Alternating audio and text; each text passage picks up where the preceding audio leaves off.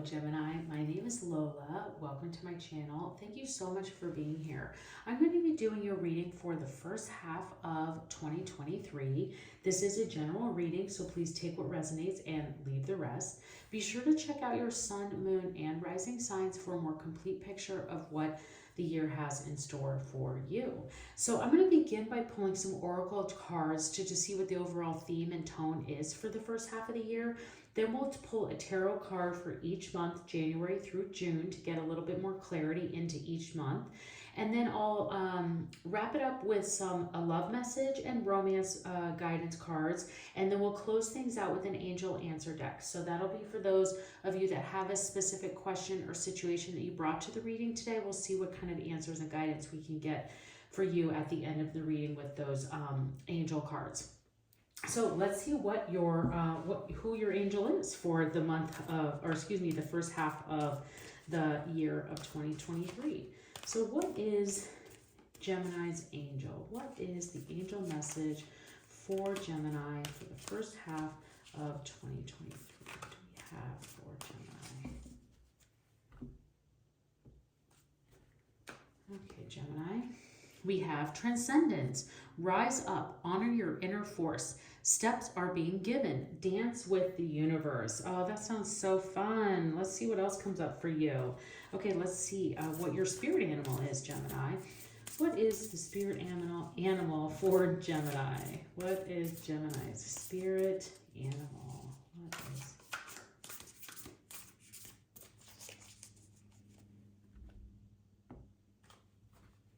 Okay. You have the rhino spirit, overcome any obstacle. Well, I think with that transcendent angel, you are definitely going to be able to do that. Let's see what your moon message is. What is the moon message for Gemini for the first half of 2023?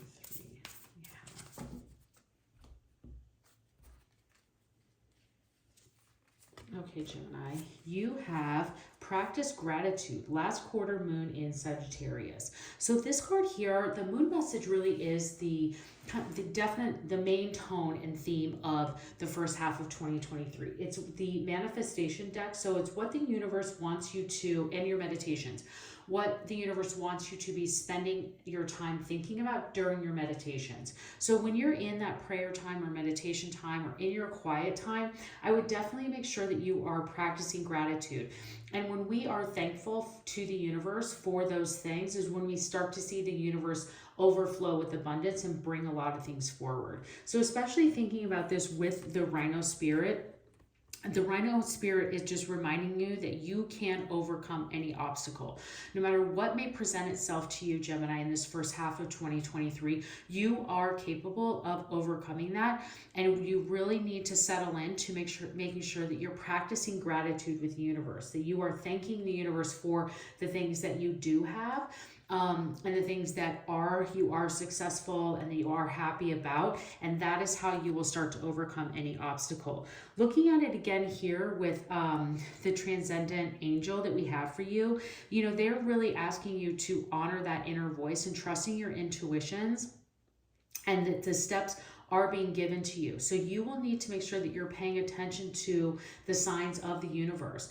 And meaning that the steps are being given to you, you need to acknowledge them, and that you can dance with the universe. So this time, I think, where you can really find opportunities for meditation and sitting in a quiet place with yourself and your own thoughts is going to be a really powerful time for you. And again, listening and practicing that gratitude and honoring that inner voice and what's coming to you in the steps that are being given from the universe for your situation. So let's see what your tarot messages have. What are the tarot messages for Gemini for the first half of 2023? Okay, we have the Seven of Swords, the Eight of Wands, the Four of Pentacles, the Nine of Cups, the Emperor, and the Temperance. Wow, okay. So this is lots of things going on here, and this is looking really good for you, Gemini. So we're going to look at this as January, February, March, and then April, May, and June. Looking at this first quarter, lots of things going on here. So let's just dig in here at the start beginning. So looking at January and thinking about the Seven of Swords. The Seven of Swords has a couple of different meanings, and one of them is that you could be having some secret plans, that you're abandoning ship, that you are moving on, doing something new, and you haven't told anybody about it. And so you could be feeling very protective of that. You could be making sure, and that's where you can see this person, this snake here, this serpent, is taking that egg and leaving the rest. It means that you are leaving these other things behind. You're taking the most important one and moving on. So the Seven of Swords, and that's what it means, like you're leaving the other swords behind, you're taking the one you need with you. So the Seven of Swords is also this kind of like, I'm leaving the nest, I'm going on, I'm moving on to something different. It can be something better, it cannot. It just means that you are leaving a situation and moving on to another one, and that you're really keeping those plans under wraps. And a lot of times that can be good, because there are times where you need to kind of keep those things to yourself, because you don't want the opinions of other people. And it's not a time to get the opinions of other people. It's just something that you need to do, and you need to move forward, and it can be a little overwhelming. So think about this: overcome obstacles during that time.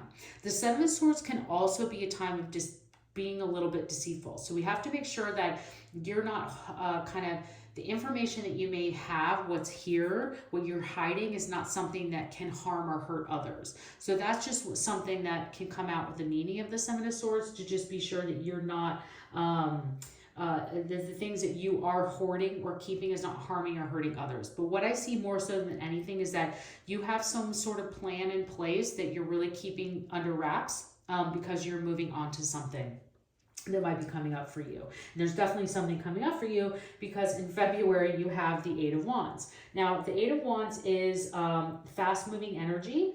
It is things that are manifesting quickly, that things are speeding up and moving very fast. So January could be a month where you're like, okay, I have these plans and I'm moving on to something else. So whatever that thing is that you're moving on to is picking up pace in February. It's starting to come very, very quickly. So for relationships, if you're leaving one relationship and moving into another, this relationship could be moving very quickly, and could be moving very, very fast. So whatever that is, February really starts to pick up speed. And I know that February tends to be a shorter month anyways, even though it's only by like 2 days.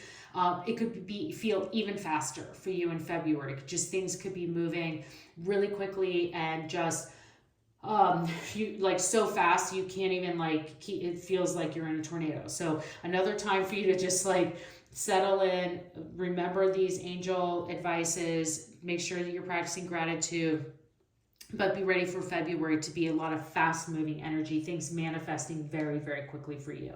Now, as we get into March and we think about the Four of Pentacles, the Four of Pentacles can be a time of where you need to hold yourself back financially. So March could be a time where you need to kind of like dig in, and you can see this here. There are different meanings for this. Sometimes I see it as a time that someone needs to be very protective of their family and needs to your family time. So you might need to also find that time in March where you need to start looking at the balance of your calendar or what's going on in your life and spend more time at home. But what this can be for a lot of people too, and what I'm getting more so the meaning here, is on a financial basis. And that like might be a time for you in March to kind of like pull back, and like maybe instead of going on 3 trips this year, we only take 1. Those types of things that are kind of happening in March, and where your mind is going to really think about some more sensible choices when it comes to where you're spending your finances in March. Okay, so now moving on to April. April is, and April really honestly kicks off this second quarter of 2023 to be quite incredible. It starts to things really start to pick up and improve in major ways for you, especially in the emotional side of your relationships and how you're feeling about your relationships and life in April. So the Nine of Cups is this incredibly, this is dreams coming true. This is the partner of your dreams showing themselves and expressing their love.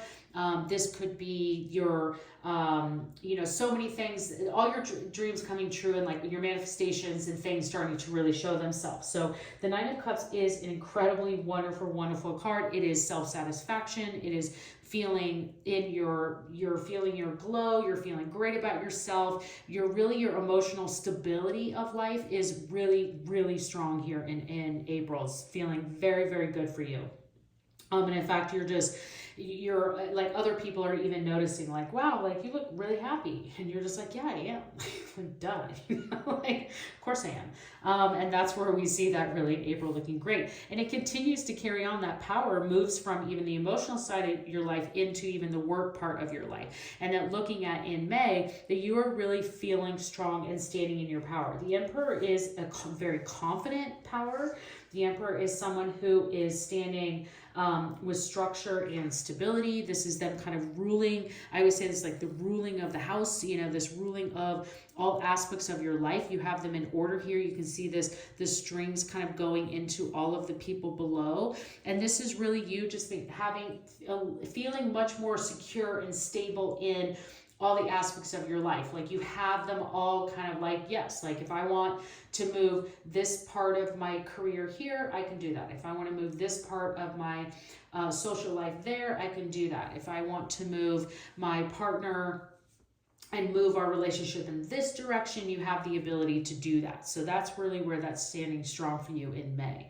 And then as we get into June, we have the Temperance, which is just this lovely, wonderful moment of pause, I would say. I think the Temperance is an incredible time to look at things from a balanced point of view. And the Temperance is really where they start to bring this calmness about into your life. So where the Emperor is just this very, very apparent, strong presence, the Temperance is this very confident presence, but in a soft way. I would say a little bit softer approach. And so thinking about back to the beginning of this reading, when we talked about this practicing gratitude, I think in June, this is going to be the most important time for you to do that.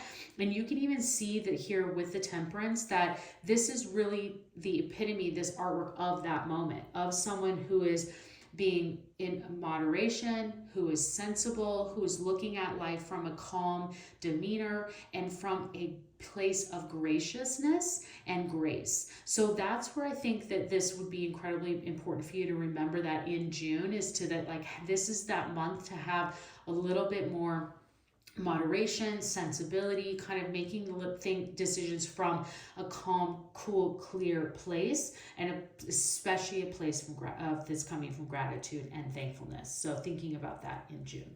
Okay, let's see what your love message is, Gemini. Definitely saw lots of love opportunities here in different relationships as well. So let's see what comes through for you in your love message, Gemini. Let's see what we have.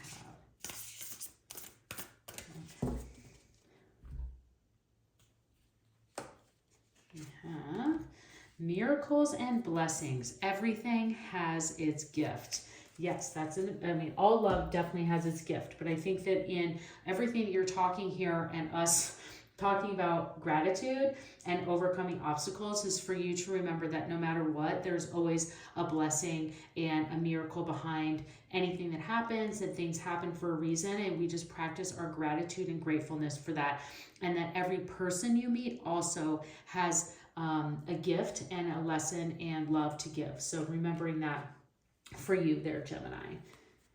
Okay, let's see what your romance messages are. What are the romance messages for Gemini for 2023? Okay, make the effort. Great love is worth taking the steps you're guided to take. And passion, allow your heart and soul to sing with joy. Amazing. So lots of passion, love, energy. We talked about these potential things for a relationship to show themselves in January and really take off in February, feeling protective of things, watching these emotions come out. So lots of different things and areas in there for you to have some love opportunities and other aspects of your life too. So definitely come back and maybe even check this video out again in January to just like reset where all of these thoughts might be going for you. Okay, let's pull the angel answer cards for you. Angels, what guidance or answers do you have for Gemini for their question or situation that they brought to the reading today? What guidance or answers can we bring forward for Gemini?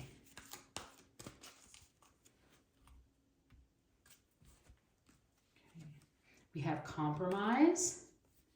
And if you believe. Wonderful. So Gemini, I think it's going to be up to you and your situation, and that what you brought is that there may be some balance and compromise that you'll need to put into play. And if you believe, the answer that you are wanting can happen and can come true.